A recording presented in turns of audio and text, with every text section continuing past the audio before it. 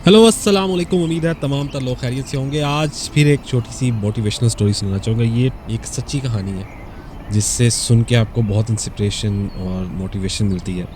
तो कहानी कुछ यूँ है।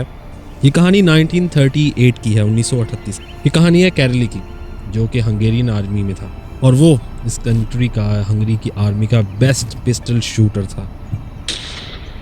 उस मुल्क की जितनी भी नेशनल और जो भी चैम्पियनशिप्स हुई थी वो तमाम को जीत चुका था और सबको मालूम था कि अब 1940s में जो अलग अलग ओलंपिक्स होंगे उसमें कैरली को गोल्ड मेडल मिलेगा, वो ये मुकाबला आसानी से जीत जाएगा।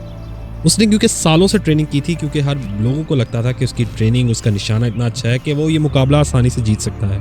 उसका एक ही ड्रीम था, एक ही ख्वाब था कि मुझे अपने हाथ को बेस्ट शूटिंग हैंड बनाना है और वो इसमें कामयाब हो गया। उसने अपने हाथ को बेहतरीन पिस्टल शूटर बना दिया और अभी 2 साल बाकी थे। ये 1938 की बात मैं आपको बता रहा हूँ। अब क्योंकि कैरली एक आर्मी में था तो 1938 में आर्मी का एक ट्रेनिंग कैंप चल रहा था और जिस दौरान एक ट्रेनिंग कैंप चल रहा था उस दौरान एक एक्सीडेंट हुआ। वो हाथ जिसने उसने गोल्ड मेडल जीतना था, वो बेस्ट शूटिंग का अवार्ड लेने वाला हाथ, उस हाथ में एक हैंड ग्रेनेड चल गया और उसका हाथ ज़ाया हो गया। और कैरली का जो सपना था, जो ड्रीम था, जो ख्वाब था, जो फोकस था, वो सब खत्म हो गया। अब उसके पास 2 रास्ते थे। एक ये कि खामोश रहे, रोता रहे, ये सोचता रहे कि उसके साथ क्या हुआ, क्यों हुआ, या जो उसका ख्वाब था या ड्रीम था उसके पीछे दोबारा लगे।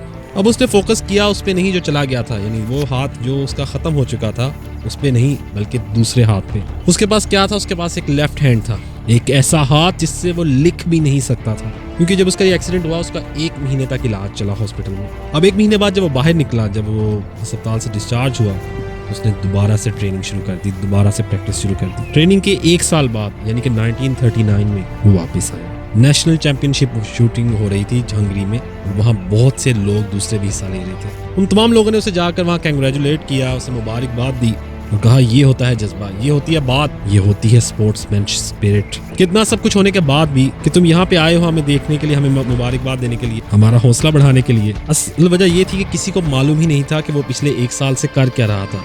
1938 से 39 के दरमियान उसने 1 साल क्या किया कि किसी को मालूम ही नहीं था। उस दिन तमाम लोगों को जो उसे मुबारकबाद दे रहे थे कि तुम हम यहाँ में हमारा हौसला बढ़ाने के लिए आए हो, उन्हें कहा कि मैं यहाँ तुम्हारा हौसला बढ़ाने नहीं आया, मैं यहाँ तुम्हारे साथ कम्पीट करने आया हूँ, मैं तुम्हारा मुकाबला करने आया हूँ, तुम्हारे साथ लड़ने आया हूँ। तैयार हो जाओ, अब खेल शुरू हुआ, कंपटीशन शुरू हुआ। वहाँ पे मौजूद तमाम तर लोग कम्पीट कर रहे थे, मुकाबला कर रहे थे अपने बेस्ट हैंड के साथ, और ये कम्पीट कर रहा था अपने ओनली हैंड से, अपने जो हाथ अवेलेबल था। कौन जीता वो मुकाबला? The man with the only hand. कैरली वो मुकाबला जीत गया, लेकिन वो यहाँ नहीं रुका। उसका मकसद ये नहीं था, उसका ख्वाब ये नहीं था। उसका गोल क्लियर था, उसका ख्वाब क्लियर था। उसको अपने हाथ को बेस्ट शूटिंग हैंड बनाना है। इस हाथ को बेस्ट शूटिंग हैंड बनाना है, इस कंट्री का नहीं, हंगरी का नहीं, बल्कि पूरी दुनिया का। उसकी नज़र सिर्फ ओलंपिक्स पे थी। उसने अपना सारा फोकस 1940 के ओलंपिक्स पे डाला, क्योंकि 1940 के ओलंपिक्स पे उसका ध्यान था। लेकिन किस्मत देखें कि वो ओलंपिक्स कैंसिल हो गए वर्ल्ड वॉर की वजह से। वर्ल्ड वॉर की वजह से 1940 के ओलंपिक्स नहीं हुए।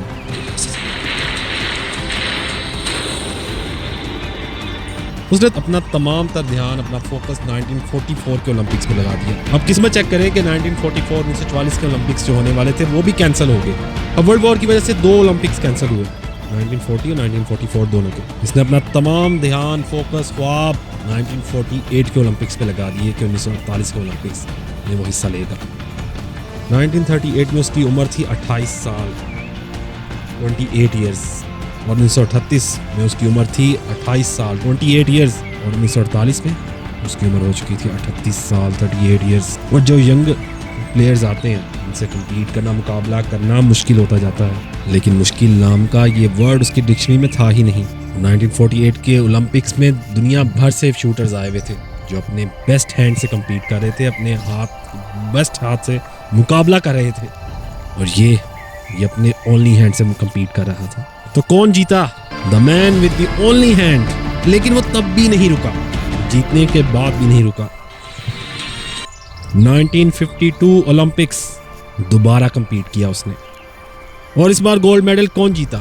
कैरली, 4 साल बाद दोबारा से, और पूरी की पूरी हिस्ट्री को बदल के रख दिया। ओलंपिक्स की पूरी हिस्ट्री बदल दी उसने। इस पर्टिकुलर कंपटीशन में उससे पहले किसी भी एथलीट ने लगातार 2 गोल्ड मेडल नहीं जीते थे।